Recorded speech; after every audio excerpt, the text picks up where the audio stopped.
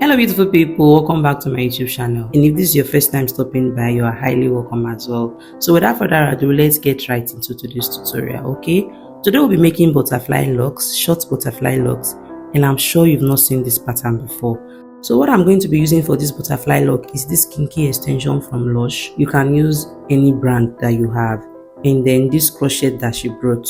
I don't know what the company that made this crochet first lock was going for, because it does not have a loop. How do they expect people to use it? It's loopless.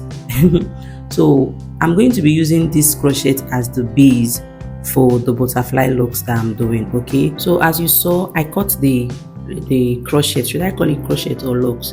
Whenever I say crochet or locks, you're supposed to understand that is the extension I showed at the beginning of the video. Okay, so I cut it into the length that I was going for. Same with the kinky extension, but for the kinky extension, I would advise you cut it to the length that you'll be able to manage while making the butterfly locks. Okay, you understand what I mean as we go. Okay, so I know that you guys might be wondering how I added the loopless crochet or loopless lock. So here it is. I parted her hair. If you've been following me for a long time, you know that I am big on neat and clean part. I parted the hair per usual and started doing 3-strand braid. I did 3-strand braid for a bit before I went ahead to add the lock. I split the top part of the lock into 2, but as we go along, you're going to see me split it into 3 instead of 2, because it's easier to add into a 3-strand braid better than when you split it into 2. So I split it into 2 and I added it in as if I'm adding braiding hair extension, and that was it. So if you have loopless crochet or loopless lock that is lying around your house and you don't know what you want to use it for, or you don't know how to go about it, then I think this is the tutorial for you. Okay, but as I said earlier, I'm not doing it as a crochet itself. I want to use it as a base for butterfly lock. Now, to make butterfly locks, it's quite easy and self-explanatory. At the same time, it takes technique. If you don't get it right, you'll be doing a huge mess. Okay, so you need your thumb to make the butterfly locks, and when you are wrapping, as you can see, if you watch closely, I am not using I'm not using my thumb to take the whole of the kinky that I'm wrapping around. I'm just taking pieces from the kinky that I'm using. I'm going to show a closer look as always, so watch out for that as well. Then that is what I did for the entire head of hair, and to close it, all I did was cut the base, which is the crochet, before the length that I wanted, and then I just completed it by using the kinky as more length before I fold it. You know, the kinky will be flexible for you to fold well, rather than using the base and folding it up. I hope I'm making sense. So that was what I did for the entire head of hair. Okay,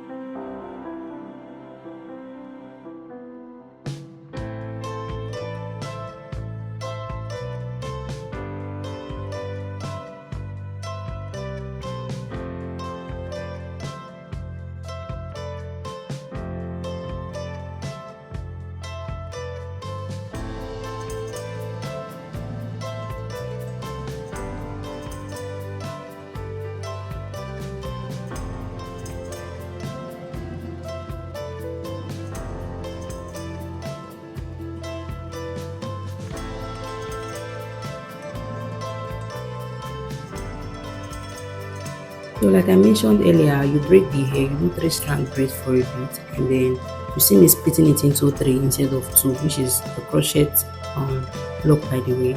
I split it into 3 and then attach it into a natural hair as if I am adding braiding hair extension, and then I start braiding it so that it will be able to stay in place, okay, because there's no loop for this particular lock, okay. And like I said before, if you don't want to make yours butterfly lock, all you just have to do is wrap for a bit and then lock it, and that is all. If you've not seen my tutorial on false lock, you should go and watch that one out as well after watching this video, okay. Now to make butterfly lock, like I have mentioned before, is you use your thumb, and as you can see me do, I am not, you see the full thickness of kinky extension that I am using to wrap. If you watch closely, it is not all the kinky extension that I am taking out with my thumb. I am taking bits of it just to give you that rough edges. You understand what I'm saying? It's like making butterfly braids where you pick little pieces on both sides of the braids after braiding or as you're braiding. So instead of doing that for butterfly lock, because I've seen people, as you are wrapping, you take the full thickness of kinky that you're using to wrap instead of taking pieces. I prefer to take pieces, that way it will look more natural and beautiful, okay. So make sure you're paying attention, and if you pay attention, you're going to get it. It's quite easy and also not quite easy, if I say so. So it takes practice. I didn't get it in a day, so don't expect to get it in a day as well. It takes practice, okay. You can just keep on practicing and you're going to get it. There is another method of doing butterfly locks from scratch without having a base whatsoever, which is you have to use the kinky extension for both the base, which is for the thickness, and also to make the butterfly effect as well. I'm going to make a tutorial on that one so that you understand that one in case you don't have a base and you want to make butterfly lock, okay. But I'm making this one now because she already bought the crochet and I didn't want it to get a waste, so I wanted her to be able to use it and also to cut down the expenses of getting more kinky extension, if that makes sense, okay.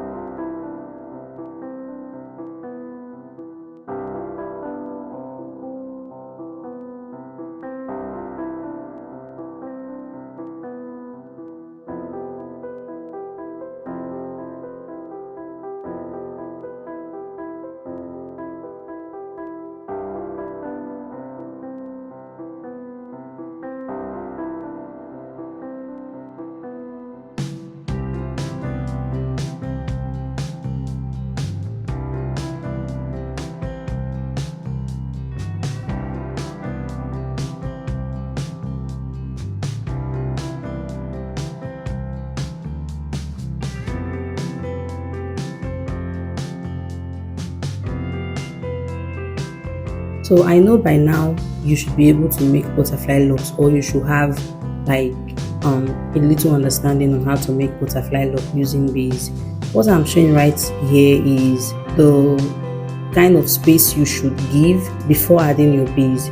That space is going to make all the difference in your butterfly locks. It's going to make it look like knotless false lock. If you've not seen that video, you should definitely go and watch that one out as well. Okay, it's just going to give it a whole new look rather than just having the bulkiness of the lock start at the root of her head. Okay, so make sure you're giving a little space before starting the butterfly lock. Okay, So after I was done making the hair, I dipped the hair into hot water. I know maybe you've not heard that one before. So let me know in the comment section if you dip your butterfly locks into hot water, or if you don't, or if you've seen somebody do it before. I want to know. The reason I'm dipping it in hot water, not too hot water by the way, preferably warm water, is to loosen the braid and just lock everything in place. If you've watched some of my videos, you would understand that I also dip my kinky twist or even cocoa twist in warm water. Yes, they are all for the same effect. If you watch closely, you're going to see the difference between difference of the butterfly locks dipped in water and before dipping it in water. Tell me the one you love more in the comment section. If you love it without dipping it in hot water, or after dipping it in hot water. It's just to loosen things up. So when I was done, I went in my machine and finishing spray, and I was done. I applied warm towel on top of her hair to relax the top part of the butterfly locks. So that was all. If you've watched this video to this extent, don't forget to drop a comment in the comment section. Tell me what you've learned so far, and tell me the new things that you learned, or tell me how you've been making yours. This is a learning platform, and your comment might help somebody else, and also your comment is going to help me as well. If this is your first time coming across this channel and you like what you've seen so far, then click the subscribe button and join the family. Okay, don't forget to smash the like button as well, so that YouTube will push this video to other people. You can use the thanks button, and you can also share to your loved ones. Okay, see you on the next one. Bye.